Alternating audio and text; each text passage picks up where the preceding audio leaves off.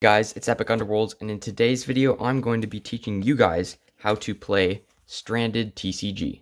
This is an awesome homemade trading card game created by Jack, and I will leave a link in the description to his YouTube channel, his Discord server so you can play the game online, and his physical card shop so you can get the actual cards if you want to play in person like I like doing. So yeah, let's get right into the rules. There are basically 7 different types of cards, and as of right now, there are 4 different types of rarities. So first, I'm just going to be going over the rarities, just so you guys can tell what cards are depending on what their color is. So first off, the green cards are always strandeds. These don't have a rarity. They are basically your terrain cards in the game. Then next, the crumb, and you can tell its rarity because it's that middle thing right there. So a crumb, you can have 3 of each crumb card per deck. So I can have 3 sand eyes. Then you got bites, which are slightly better, and you can have 3 of each bite. Then you got feasts, which are actually pretty good, and you can have 2 of each feast. Then you have buffet.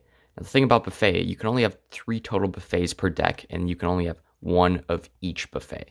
So I can have 1 ancient pouch of poison, 1 comic crash, and 1 unlimited basket of bread. So those are my 3 buffets for the deck. The only cards on the ban list right now are unlimited basket of fish, I think, or unlimited net of fish, and supply chests. So those are limited to 1 copy, but other than that, there's not many restrictions as of the ban list. Next, let's get into card types. There's separate different types of cards in Stranded. First, we have the character cards, and you can tell it's a character because it says it right there. That's the rarity. That is the set, so I only have set 1 cards. That is its hunger health. That's how many hits it can take before it dies. That is the card name, the artwork. That you don't have to worry about that. It's kind of just an icon. And this is the ability of the card. Next, we have the strandeds. Your deck basically contains 2 strandeds, so you can have 2 of these. And it just says stranded there, the set number, the ability, and the artwork, and then of course the name. Then you have your support cards. These have a health, a cost to play. That's how many hunger coins you must pay to play the card, and then the ability. And then surprise cards can be played at any time in the game. And you have the artwork and the ability. Then you got action cards, which can be played on your turn. And you got the artwork and the ability. And finally, we have passive cards, which are kind of like actions, but they kind of are permanent. They kind of just stay on the field, and their effects can trigger at any time. So it's a very interesting type of card, and that's why it has its own, basically, type. So to build a deck, you will need 2 strandeds. So my 2 strandeds are Plentiful Forest and Endless Path. And then you will need your 3 character cards. The reason there are 3, like normally you might think, oh, I'm only going to have 1 character card. No, but you need 3 characters per deck. So you got your 3 characters, 2 strandeds, and then you also have a 30 card side deck filled with your actions, your surprises, your passives, and your support cards. As far as game setup goes, it basically looks like this. You have your deck over here. Your discard pile just goes right under that. You have your 3 characters, and when you start the game, you have to choose which character is your active character.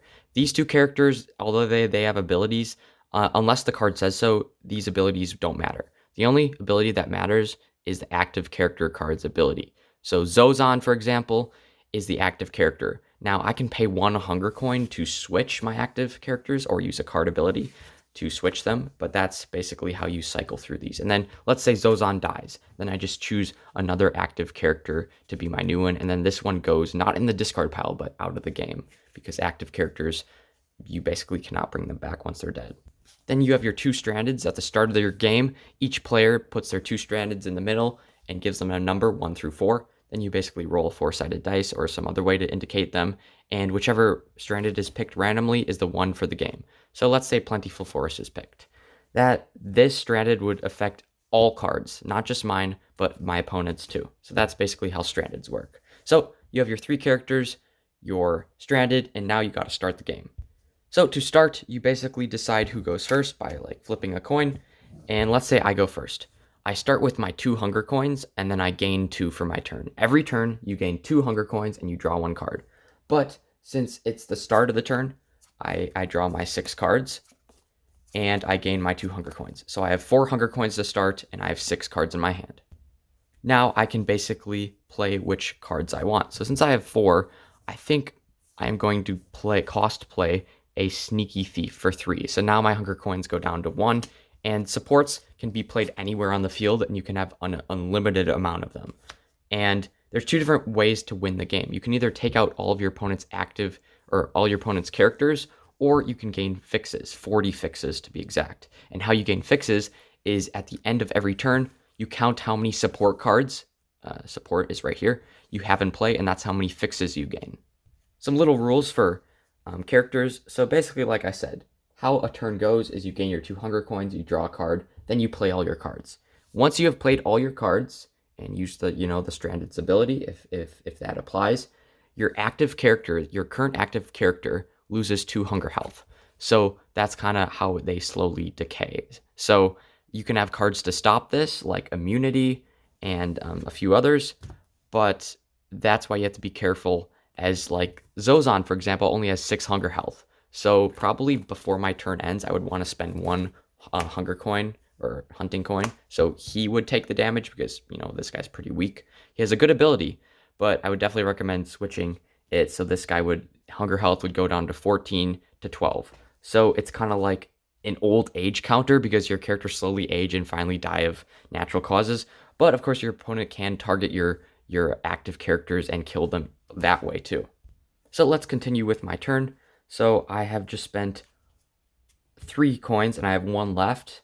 So I think I'm going to pay 1 for a dust eye. It doesn't do anything, but it does gain me 1 fix at the end of the turn, which is awesome. Then I'm going to play Miracle. This is the best draw support card in the game besides Zozan right now. When your turn ends, draw 2 cards. Okay, so that's my setup. I end my turn. Now that my turn is ended, Garden Guardian's health goes down from 14 to 12, and then Miracle triggers, so I get to draw 2 cards, and then it's my opponent's turn. I also gain 2 fixes. So that's basically how a turn works in Stranded TCG. And yeah, that is how you play Stranded TCG. If you have any questions, feel free to comment them down below. I should be able to answer them. I mean, I did win the tournament, so I am pretty well versed in this game. But if not, then I'm sure Dragonfire will be happy to answer them for you. But that was this video. Let me know what HTCG rules video you guys want to see next. I mainly went over the ones that I've actually played before, but I just recently started playing Skyscape, so I could do a rules video on that, or maybe even Chaos Galaxy. Although there's quite a fan base and quite a few videos on that game already. But yeah, this was Stranded TCG, an awesome card game. Go check them out, and I'll see you in the next video. Bye.